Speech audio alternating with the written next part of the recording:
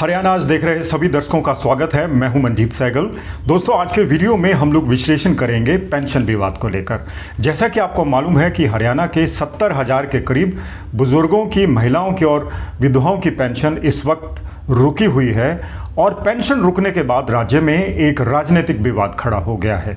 विपक्षी पार्टियां, चाहे वो कांग्रेस हो या फिर इंडियन नेशनल लोकदल, इनको बैठे बिठाए एक बहुत बड़ा मुद्दा मिल गया है। अब ये दोनों पार्टियां अपने अपने स्तर पर इस मुद्दे को उछालना चाहती है और इन मुद्दों को लेकर अब राज्य में प्रदर्शन होने वाले हैं। सबसे पहले बात कर देते हैं कि राज्य सरकार ने पेंशन रोकने के लिए क्या कारण जिम्मेवार बताए हैं। राज्य सरकार के मुताबिक 5 कारणों की वजह से इन लोगों की पेंशन रुकी हुई है। सबसे बड़ा कारण ये है कि कई अपात्र व्यक्ति भी पेंशन ले रहे थे। इसमें वो लोग भी शामिल थे कि जिनके पास या तो 4 पहिया वाहन है या जिनके पास 20 एकड़ से ज़्यादा की ज़मीन है, या फिर ऐसे लोग जो पूर्व में सरकारी कर्मचारी रहे हैं, उनका स्पाउस या उनका पति या पत्नी रहा है, यानी कि वो अपात्र थे। ये लोग भी पेंशन ले रहे थे। और एक बड़ा तकनीकी कारण ये बताया गया है कि ज़्यादातर बुज़ुर्गों की पेंशन पोस्ट ऑफिस के जरिए आवंटित की जाती थी, क्योंकि अब पोस्ट ऑफिस के जो अकाउंट थे उनको बैंक खातों में परिवर्तित किया जा रहा है। इससे देरी हो गई। देरी होने के बाद लोगों में नाराज़गी बढ़ गई, क्योंकि हरियाणा एक ऐसा राज्य है जो सबसे ज़्यादा पेंशन देता है और अगर वहाँ पर पेंशन रुक जाए तो ये भावनात्मक मुद्दा बन जाता है और सियासी मुद्दा भी बन जाता है। और यही कारण है कि हरियाणा में अब तक जितने भी सरकारें आईं उन्होंने पेंशन को प्राथमिकता दी है। मौजूदा भारतीय जनता पार्टी की सरकार ने दावा किया है कि पिछले 9 सालों में राज्य सरकार ने 2200 के करीब जो वृद्धावस्था पेंशन है या फिर विधवा या एकल महिला पेंशन को इतना बढ़ाया है। और अभी हाल में सरकार ने 200 रुपये में की जो पेंशन है उसकी बढ़ोतरी की है और कुल अब 3200 रुपये प्रतिमाह पेंशन हरियाणा में बुजुर्गों की, महिलाओं की, एकल महिलाओं की हो गई है। और ये फैसला 2025 नवंबर के बाद लिया गया है। 2025 के बाद जितने पात्र व्यक्ति हैं, बढ़ी हुई पेंशन का एरियर भी इसमें दिया जाएगा। लेकिन कहीं ना कहीं जो विपक्षी दल हैं, चाहे वो कांग्रेस हो या फिर इंडियन नेशनल लोकदल हो, इस मुद्दे पर राजनीति कर रहे हैं। कांग्रेस और आईएनएलडी ने अपने अपने तरीके से इस पर विरोध जताया है और अब धरने और प्रदर्शनों की बात भी की है। कांग्रेस के मुताबिक राज्य सरकार ने न केवल 70,000 के करीब लोगों की पेंशन बंद कर दी है, बल्कि लाखों राशन कार्ड भी बंद कर दिए हैं, जिससे लोगों को दिक्कत आ रही है। और वहीं इंडियन नेशनल लोकदल ने भी कहा है कि राज्य सरकार ने पेंशन बंद करे ताऊ देवीलाल की संस्कृति को चोट पहुंचाई है। अब बात कर लेते हैं कि कौन सी पार्टी किस दिन इन मुद्दों को लेकर धरने प्रदर्शन करने वाली है। सबसे पहले कांग्रेस की बात कर लेते हैं। दीपेंद्र हुड्डा और भूपेंद्र सिंह हुड्डा ने कहा कि राज्य सरकार ने खजाना भरने के लिए 14 लाख लोगों के राशन कार्ड बंद कर दिए हैं।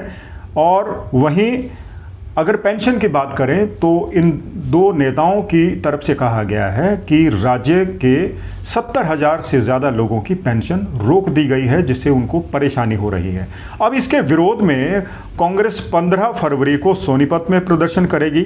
17 फरवरी को यूथ कांग्रेस पंचकुला में प्रदर्शन करेगी। और वहीं अगर इंडियन नेशनल लोकदल की बात करें तो अभय चौटाला ने कहा है कि जो 3 लाख आयु का जो एक शर्त रखी गई है वो षड्यंत्र है, और ये षड्यंत्र है ताऊ देवीलाल की लेगेसी के खिलाफ। उन्होंने भी, यानी कि आईएनएलडी ने भी अब पेंशन को लेकर प्रदर्शन करने की घोषणा की है। 20 फरवरी को पंचकुला में प्रदर्शन होगा।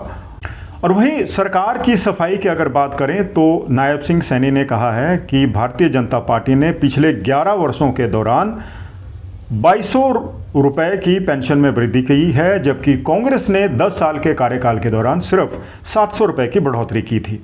और वहीं अब मुख्यमंत्री ने इस पूरे विवाद को शांत करने के लिए एक इमरजेंसी मीटिंग की है और जो पेंशन रुकी हुई है लोगों की उसको तुरंत जारी करने का फैसला लिया है। तो कुल मिलाकर हरियाणा में पेंशन रोकने का विवाद बढ़ गया है और राजनीतिक पार्टियां अब इसके लिए अपने अपने तरीके से सरकार को घेरने की कोशिश कर रही है। सबसे बड़ी बात यह है कि राज्य का विधानसभा बजट सत्र आने वाला है। 20 फरवरी के बाद बजट सत्र शुरू हो रहा है और पेंशन के मुद्दे पर, राशन कार्ड बंद करने के मुद्दे पर और कथित तौर पर जो नौकरियां हरियाणा के बाहर को लोगों को दी गई है, इनको जो ये मुद्दे हैं, इनको लेकर अब राज्य के जो विपक्षी पार्टियां हैं आईएनएलडी और कांग्रेस सरकार को घेरने की तैयारी कर रही है। हालांकि सरकार को मालूम है कि इन मुद्दों को अगर जल्दी से हल नहीं किया गया तो उसका नुकसान हो सकता है और इसीलिए मुख्यमंत्री ने एक आपातकालीन बैठक बुलाकर तुरंत जो एरियर्स पेंशन के थे यानी कि नवंबर 2025 से उनको जारी करने की कोशिश की है और वहीं कहीं ना कहीं जो विपक्षी पार्टियां हैं उन पर भी निशाना साधने की कोशिश की है और वहीं कहीं ना कहीं सत्तारूढ़ भारतीय जनता पार्टी और मुख्यमंत्री नायब सिंह सैनी अब बचाव की मुद्रा में दिखाई दे रहे हैं। उन्होंने कांग्रेस पर हमला बोलते हुए कहा है कि कांग्रेस ने राज्य में 10 साल तक शासन किया और 10 साल में सिर्फ 700 रुपए की पेंशन की बढ़ोतरी की, जबकि भारतीय जनता पार्टी ने 11 साल के शासन में 2200 रुपए की बढ़ोतरी की। तो मौजूदा समय में हरियाणा के विधवा और बुजुर्गों को 3200 रुपए की पेंशन दी जा रही है, जो आस पड़ोस के किसी भी राज्य से बेहतर है। दोस्तों, ये था आज का विश्लेषण। उम्मीद है आपको आज का विश्लेषण अच्छा लगा होगा। वीडियो पसंद आए तो इसे शेयर जरूर कीजिएगा और हाँ, हरियाणा में रुकी हुई पेंशन को और बंद किए गए राशन कार्डों को लेकर अगर आपको कुछ कहना है तो कमेंट बॉक्स में आइए और अपने विचार रखिए ताकि आपके विचार ज़्यादा लोगों तक पहुंचे सरकार तक। और हाँ, जब तक हम हाजिर होते हैं किसी नए विश्लेषण के साथ, आप अपना बहुत बहुत ध्यान रखिएगा। नमस्कार।